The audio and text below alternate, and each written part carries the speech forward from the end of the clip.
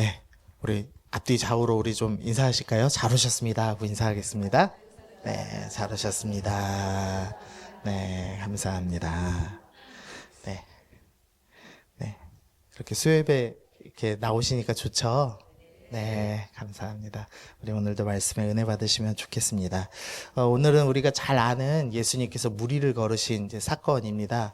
예수님께서 이제 폭풍우를 잠재우신 이제 두 번째 사건이기도 하고, 우리가 익숙히 이제 잘 아는 말씀인데, 이 말씀 속에서 이제 우리가 또 받아야 될 은혜들을 좀 찾아보려고 합니다. 먼저는 이제 재촉하시는 예수님에 대해서 좀 살펴보려고 하는데요. 이전 스토리를 좀 먼저 이해를 해야 됩니다. 이전에 어떤 일이 있었냐? 예수님께서 이제 12제자들을 이제 전도여행 보내시는 스토리가 나왔습니다. 그래서 예수님께서 12제자를 불러 모으셨습니다. 그 다음에 어떤 권세를 주셨냐면 귀신을 제어하며 병을 고치는 능력과 권위를 주셨습니다. 그리고 이제 하나님 나라의 복음을 전하게 하셨습니다. 그래서 12제자들이 그냥 단순히 복음만 전한 것이 아니라 이제 곳곳 지역마다 가서 귀신을 내쫓고 병을 고치는 놀라운 일을 이제 행했습니다. 그러니까 이제 그 당시 이제 유대인들 입장에서 볼 때 예수님이라는 위대한 그 한 사람이 지금 병을 고치고 귀신을 내쫓아서 놀랬는데 그뿐만 아니라 이제는 12명의 제자들이 동일한 그 일을 행하는 것을 이제 경험하게 된 겁니다. 그래서 이제 누가복음 9장 10절 보니까 이 12제자가 이제 돌아옵니다. 돌아올 때 자기들이 행한 모든 것을 예수께 여쭈니 이제 데리시고 따로 벳세다라는 고을로 떠나가셨으나라는 스토리가 나옵니다. 이제 12제자가 왔습니다. 그리고 12제자들을 지금 벳세다, 이 오병이어가 일어나는 빈들로 지금 이동하시는 스토리가 나옵니다. 왜 이동하셨느냐? 무리가 알고 따라왔기 때문입니다. 12제자가 다 병도 고치고 귀신을 내쫓으니까 내가 이제 이 사람 말씀도 좀 들어보고 내가 이 사람 옆에 있으면 뭔가 유익을 얻지 않을까? 이제 이런 마음으로 지금 쫓아온 겁니다. 그래서 이제 예수님께서 이 12제자를 쫓아온 큰 무리를 불쌍히 여기시사 오병이어 일으키는 스토리가 나옵니다. 그러니까 이 오병이어 때 남자만 몇 명이 먹었죠? 5천 명이 먹었습니다. 그래서 학자들 추산에 의하면 여자, 노약자, 뭐 어린아이 합치면 한 2만 명 정도를 예상을 하거든요.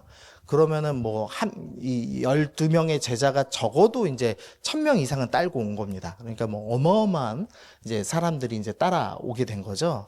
이제 그리고 나서 오병이어 저희 스토리 함께 나눴지만 예수님께서 다 나눠주신 게 아니라 이제 뭐 추측이지만 예수님께서는 먼저 12개를 나눠주시고 그 다음에 제자들이 껴서 분명히 나눠줬을 거다. 이제 우리가 이제 그렇게 살펴봤죠. 그러니까 이 오병이어의 기적에서도 제자들이 동참한 것을 볼 수가 있습니다. 이제 그리고 나서 어떤 일이 있냐? 우리 22절 읽어보겠습니다. 시작.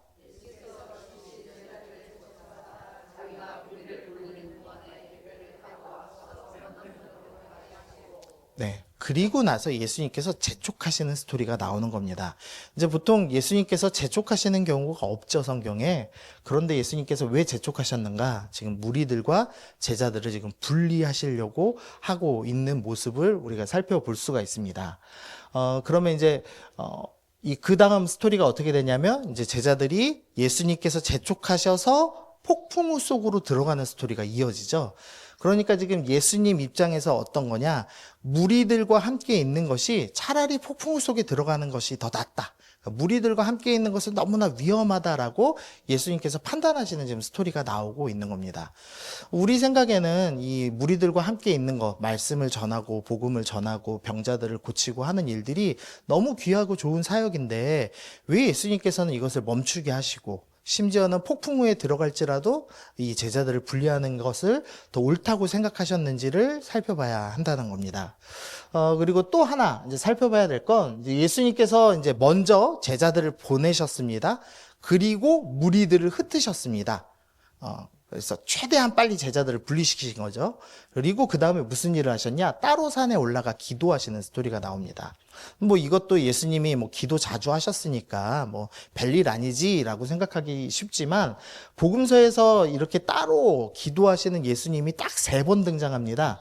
이제 한 번은 12사도를 선택하는 가장 중요한 순간이죠. 그때 이제 예수님께서 따로 한적한 곳에서 기도하셨고 두 번째로는 겟셋마네 동산에서 이 잔을 내게서 옮기시옵소서, 그러나 내 원대로 마시고 아버지의 원대로 하옵소서라는 가장 중요한 기도를 할 때 또 따로 계셨습니다. 그리고 오늘 본문입니다. 그러니까 오늘 본문에서 예수님이 기도하신다는 것은 제자들이 지금 겪는 일이 우리가 생각하는 것보다는 훨씬 더 위험한 일이다라는 것을 좀 암시해주고 있습니다. 그럼 왜 무리들하고 같이 있는 것이 위험한가? 요한복음 6장 15절에 그 힌트가 나오는데요. 우리 같이 읽어보겠습니다. 시작.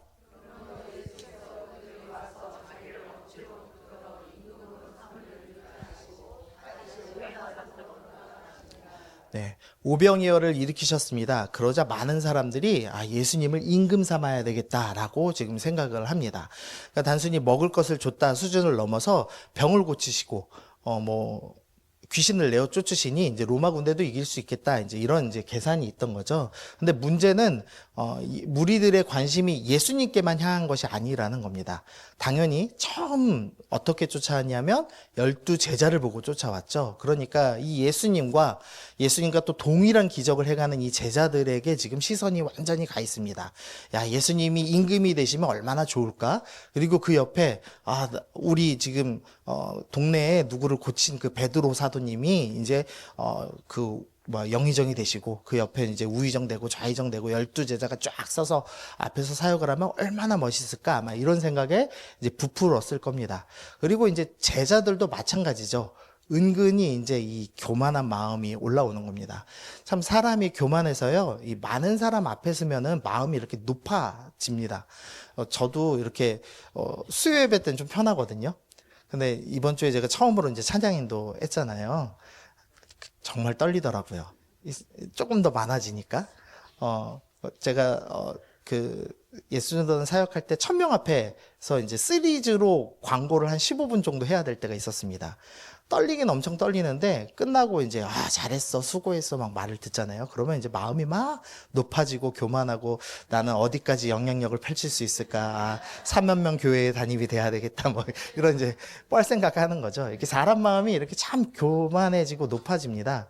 근데 그게 우리가 생각하는 것보다 지금 훨씬 위험하다라는 거죠. 예수님이 보실 때, 야, 제자들이 이렇게 무리들하고 같이 있으면은 이 높아진 마음이 해결되지 않겠다, 그 큰일이다 싶어서 예수님께서 지금 분리하고 계시는 겁니다. 예수님의 우려는 그냥 잠깐 든 생각이 아닙니다. 왜냐하면은 제자들이 이후에 했던 3번의 논쟁이 있는데 전부 누가 크냐라는 논쟁입니다. 근데 그 누가 크냐는 논쟁이 언제 일어난지를 보면 참 당황스러운데요. 마가복음 9장 33절에 보니까 가버나움에 이르러라고 하면서 밑에 빨간 글씨 보시면 누가 크냐 하고 쟁론하였다라고 돼 있습니다. 근데 이때가 언제냐? 예수님께서 순환예고를 시작하신 때입니다. 내가 십자가 달려 죽는다라는 얘기를 2번이나 하셨습니다. 그리고서는 변화산 사건에서 내가 어떤 존재인지를 다 드러내셨습니다. 베드로, 야고보, 요한이 그걸 다 봤죠. 예수님 정말 하나님이시다, 그리고 모세와 엘리야랑 함께 있어까지 다 봤음에도 불구하고 오직 이제 내가 더 크다, 내가 더 높은 자리 차지하겠다라는 싸움을 시작합니다. 예수님은 지금 십자가를 향해 가고 계시고요. 이 일은 이제 예수님 사역 2년차 이후에 일어나는 일들입니다. 그러니까 예수님께서 제자 훈련을 하고 이제 3년차쯤 되면은 성숙해져야 되는데 거꾸로 이 야망, 이 교만이라는 마음이 지금 제자들 마음을 지배하기 시작한 겁니다.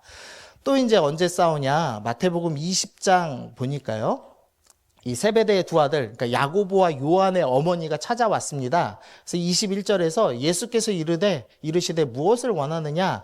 이르되 나의 2 아들, 두 아들을 주의 나라에서 하나는 주의 우편에 하나는 주의 좌편에 앉게 하소서. 10 제자가 듣고 분이 여기는 스토리가 또 나옵니다. 근데 이게 언제냐? 예루살렘 입성 직전에 지금 일어나는 스토리입니다. 그리고 마지막 언제 또 싸우냐? 최후의 만찬 이후에 싸웁니다. 누가복음 22장 20절, 저녁 먹은 후에 잔도 그와 같이 하여 이르되 이 잔은 내 피로 세우는 내 새 언약이니. 지금 예수님이 내 몸이 이 빵처럼 찢길 것이다, 이 포도주가 따라지는 것처럼 내가 피를 흘릴 것이다 라고 말씀하시고, 또 심지어 21절에 보면 나를 파는 자의 손이 나와 함께 있다, 나는 팔릴 것이다 라는 정말로 심각한 지금 말씀을 하고 계시죠. 근데 그때 바로 뭐하냐? 24절에서 또 그들 사이에 그중 누가 크냐 하는 다툼이 일어납니다. 그러니까 제자들 사이에 누가 크냐라는 논쟁이 이들의 이 영성을 완전히 갉아먹고 이들을 망가뜨리고 있는 요인이 되고 있죠.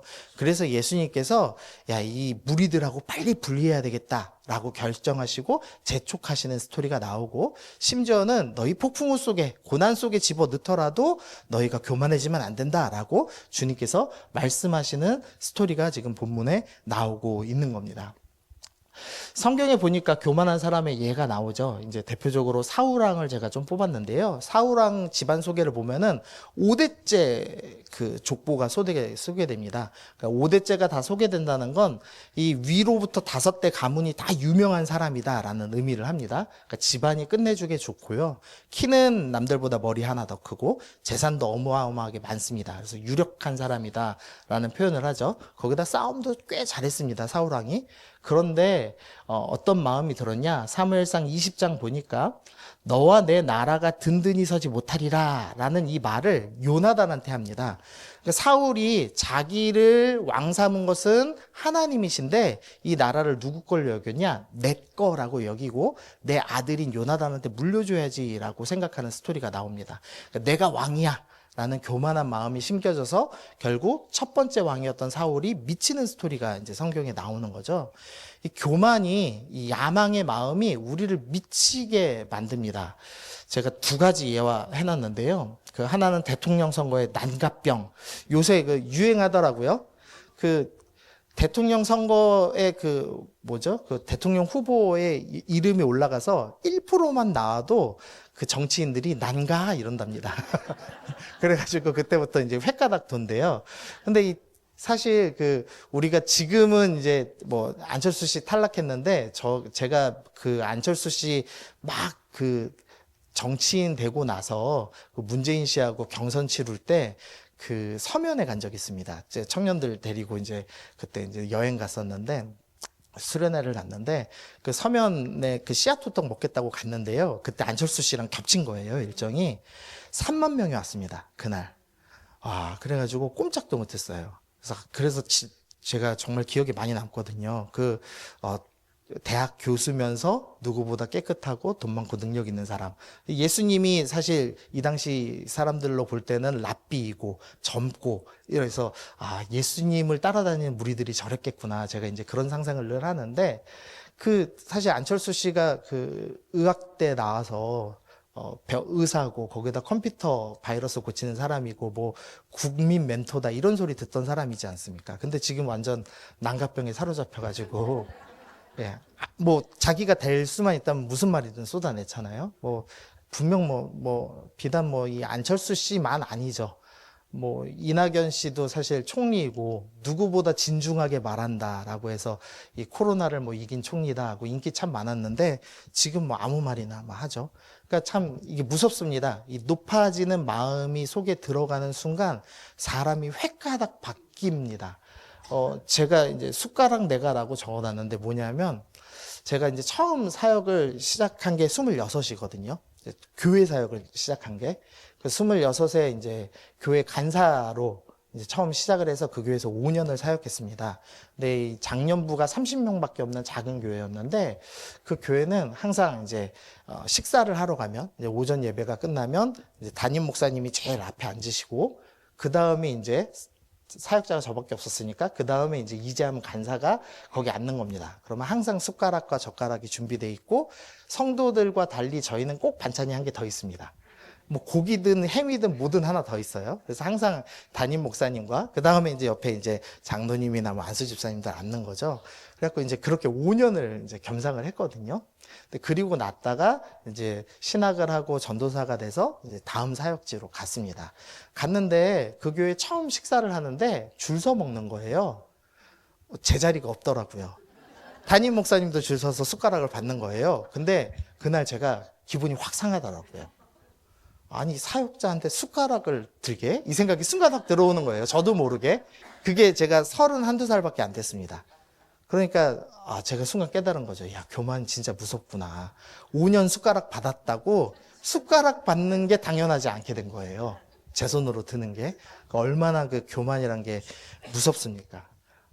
우리 안에 이 높아지는 마음이 늘 있습니다. 물론, 우리가 뭐 늙어서 무슨 높아지는 마음이 있겠어 생각할 수 있지만, 내가 한두 명에게라도 내가 인정받기 시작하면, 그러면 이제 높아지는 마음 확 들어오죠. 그래서 나의 능력을 입증하고 싶고, 내가 꽤 괜찮은 신앙인인 것을 드러내고 싶은 마음이 숨어 들어옵니다. 근데 주님께서는 그걸 뭐라고 그러냐? 야, 차라리 폭풍우 속에 들어가는 게 나아. 차라리 고난 당하는 게 나아. 야, 네가 얼마나 위험하냐면 내가 겟세마네에서 기도하는 것과 똑같이 네가 교만하지 않도록 기도한다라고 말씀하실 정도로 교만이라는 게 무서운 것이다라고 말씀하시는 겁니다. 이 성도는, 제자는 왕의 옆자리를 탐하는 사람이어서는 안 됩니다. 그리스도의 옆자리, 고난당하시는 예수님 옆에서 같이 고난을 채워가는 사람이어야 하는 거죠. 그래서 예수님께서 때로는 정말 우리를 사랑하셔서 어떤 일을 하시냐? 고난의 자루로 떠미십니다. 근데 그게 은혜더라 하는 거죠. 우리가 영적으로 병들지 아니하고 겸손히 주님을 섬기게 하시려고 하나님께서 우리를 폭풍 속에 밀어 넣으십니다. 그래서 고난도 은혜입니다. 아멘. 네, 두 번째로 예수님이 누구신가를 좀 살펴보려고 합니다. 마태복음 14장 24절 보니까 이제 제자들이 이제 떠났습니다. 분리돼서. 그래서 배가 이미 육지에서 술이나 떠났습니다. 그리고 25절 보니까 밤 4경까지 이제 그 폭풍우에 시달리는 스토리가 나옵니다. 오병이어가 이제 어두울 때쯤 오병이어가 일어났죠. 그러니까 뭐 다 끝났다 하면 뭐 10시다 뭐 이쯤 생각하시면 밤 4경은 이제 새벽 4시부터 6시입니다. 그러니까 적어도 6시간 이상을 지금 폭풍우에 시달린 모습을 볼 수가 있습니다. 또한 이 지금 육지에서 수리가 떨어졌다라고 돼 있는데 이게 이제 원어로 보면 약 한 200m 정도밖에 안 됩니다. 우리로 따지면은 지금 샤브 2.0 사거리, 올리브영 사거리 정도밖에 안 됩니다. 그러니까 육지가 보이나요? 안 보이나요? 보이죠. 그리고 지금 예수님의 12제자 중에 적어도 확실하게 어부인 사람이 4명입니다. 베드로, 안드레, 야고보, 요한. 그리고 그 옆에 같은 마을 출신들도 사실은 어부라고 추측을 합니다. 그러니까 적어도 6명 이상이 베테랑 어부입니다. 근데 이 어부들이 눈에 육지가 보이는데, 그리고 자기가 일생의 배를 움직이는 사람이었는데 하지 못하는 걸 경험하는 겁니다. 그러면서 이제 깨닫는 거죠. 뭘 깨닫냐면, 야, 내가 귀신을 내쫓았는데, 내가 병을 고쳤는데, 내가 오병이어를 일으켰는데, 이런 마음이 있었는데, 나는 아무것도 못하는구나. 내 눈앞에 이게 뭔가 보이지만 그거 내가 잡을 수 없는 연약한 사람이구나 라는 것을 지금 깨닫는 시간을 갖고 있는 겁니다. 우리가 자꾸 하나님께서 뭘 주시니까 내 힘으로 했다고 착각합니다. 그러나 내 힘으로 하는 것 아무것도 없는 거죠. 마태복음 14장 28절 보니까 베드로가 무리를 걷는 뜬금없는 스토리가 나옵니다. 근데 이제 베드로가 이제 주님 많이 이르되 주여 만일 주님이시거든 나를 명하사 무리로 오라 하소서 하니 오라 하시니 베드로가 배에서 내려 무리로 걸어서 예수께 갑니다. 베드로는 지금 베드로의 능력으로 걷는 건가요? 예수님께서 능력을 나눠주셔서 걷는 건가요? 나눠주셔서 걷는 겁니다. 그러다가 예수님을 믿지 않고 주변에 있는 파도, 바람을 보고 두려워서 이제 무서워하죠. 그러니까 빠집니다. 예수님의 능력을 의지하지 않자 즉시로 빠집니다. 그래서 이 사건을 통해서 우리가 알 수 있는 것은, 우리가 행하는 모든 일의 근원은, 능력은 나에게 있는 것이 아니라 하나님께 있다라는 것을 우리 가운데 지금 드러내 보이고 있는 사건입니다. 자꾸 우리가 내 거라고 착각합니다. 근데 내 능력의 근원은 나에게 있는 것이 아니라 하나님께 있습니다. 만약 제가 뭐 이렇게 앞에서 막 떠들고 이러고 있지만 오늘이라도 뭐 건강에 나빠져서 입을 못 연다면 설교자로서 기능을 아무것도 못할 겁니다. 제가 뭐 찬양인도 하면서 막 소리 지르고 좋아하지만 찬양인도 하나도 못할 겁니다. 제가 입이 열려 있더라도 눈이 감기는 순간 말씀 준비 하나도 못할 겁니다. 아마 손 못 움직이면 컴퓨터 못 움직이니까 제가 뭐 자랑하면서 하던 거 모든 일들 다 안 되겠죠. 그러니까 우리가 일순간 모든 순간순간이 다 하나님의 능력으로 의지해서 사는 것인데 우리가 자꾸 그걸 놓치더라는 거죠. 우리 교회는 어떤가요? 우리 교회는 지금 작년 500명 이상 출석하는 이 동탄에 있는 깨끗하고 크고 좋은 교회. 이거 누구 때문에 이거 일어났지? 어떤 목사님 때문이야. 어떤 장로님 때문이야. 뭐 누가 헌금을 많이 해서야. 그런 거 맞나요? 아니죠. 사람의 능력이 아니라 하나님의 능력입니다. 하나님의 오늘이라도 흩으시려고 결정하시면 흩어지고 무너질 건물에 불과하죠. 우리 구역은 왜 성장합니까? 우리 구역은 왜 분위기가 좋습니까? 아, 능력 있는 구역장 나 때문이야. 그런 생각 은근히 많이 들죠. 그래서 나의 능력을 유지하기 위해서 참 애 많이 씁니다. 그러나 그것도 다 하나님 때문입니다. 우리 가정의 평안, 우리 자식들 잘 되는 거 누구 때문입니까? 내가 기도 많이 해서입니까? 내가 헌금 많이 해서입니까? 그거 아니더라는 거죠. 하나님 때문이더라는 겁니다. 그래서 이 나의 이 교만한 마음을 자꾸 낮춰야 됩니다. 그리고 예수님이 누구신지를 끊임없이 생각해야 됩니다. 이 본문은 예수님이 어떤 분이신지를 가르쳐 주시는 본문입니다. 이 마태복음 14장 25절에 보니까 밤 사경에 예수께서 바다 위로 걸어서 제자들에게 오셨다 표현합니다. 바다 위를 걸었다라는 표현이 있는데 욥기서 9장 8절 그가 홀로 하늘을 펴시며 하나님은 바다 물결을 밟으시는 분입니다. 하박국 3장 15절 주께서 말을 타시고 바다 곧 큰 물의 파도를 밟으시는 분. 하나님은 어떤 분인가? 물을 밟고 걸어오시는 분이다라는 묘사가 성경에 있습니다. 그리고 그것을 그대로 예수님께서 말씀 그대로 이루시는 것을 보여주시죠. 또한 예수님께서 바다 위에서 배 위로 오르시자마자 폭풍우를 잠재우시면서 능력의 근원은 오직 하나님이시다라는 것을 드러내고 있습니다. 그러므로 우리가 내 힘으로 하는 건 아니구나. 하나님이 하시는 거구나라는 것을 깨달아야 합니다. 그래서 제자들이 어떻게 반응하느냐. 우리 33절 읽어보겠습니다. 시작.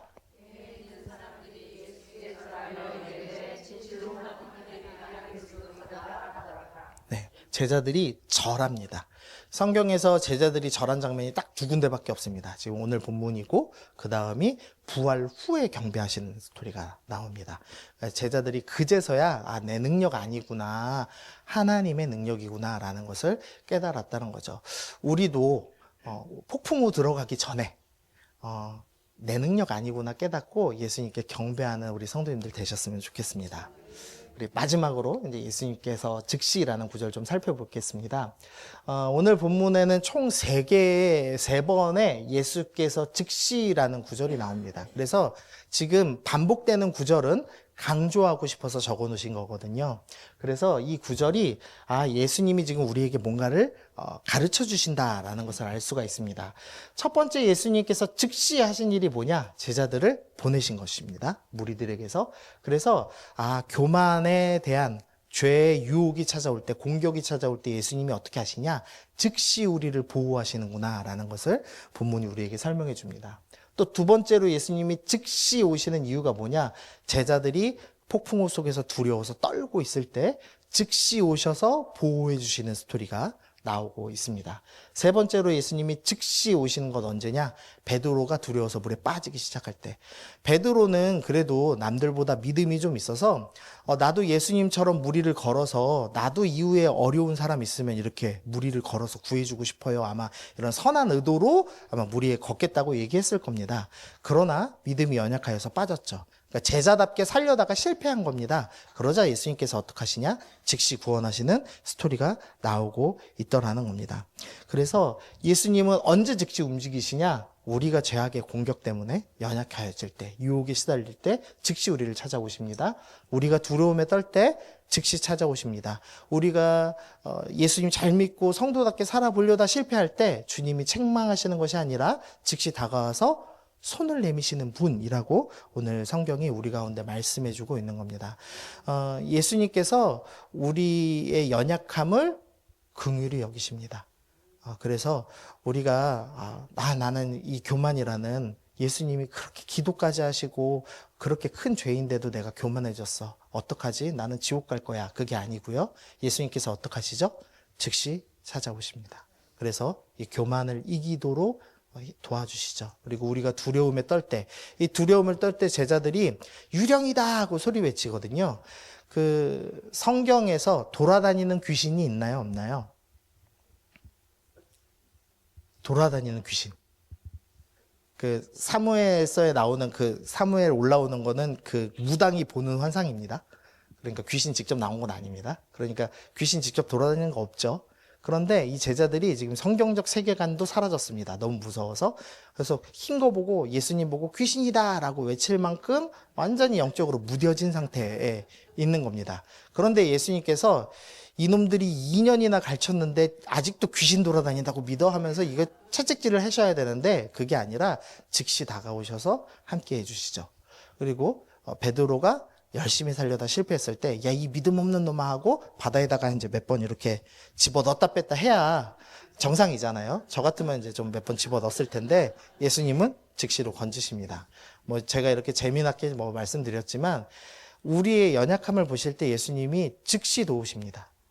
예수님이 사랑이 참 많으신 분입니다. 그러므로 우리가 혹시나 오늘 우리가 다룬 이 교만이라는 죄, 야망이라는 이 마음에 사로잡혀 있더라도 주님 도와주세요. 베드로가 주님 구원해 주세요라고 손 내밀 때 즉시 잡아주신 것처럼 오늘 우리의 손을 잡으시고 우리와 함께 하실 것입니다. 아멘. 그러므로 우리가 두려워하지 말고 하나님, 내가 이 교만과 싸워내겠습니다. 내 능력의 근원이 하나님이심을 내가 믿겠습니다. 그리고 내가 이제는 오직 주님만을 의지하며 즉시 나에게 다가오실 예수님을 신뢰하며 믿음의 삶 살겠습니다. 그렇게 결단하시는 여러분들 되시기를 소원합니다.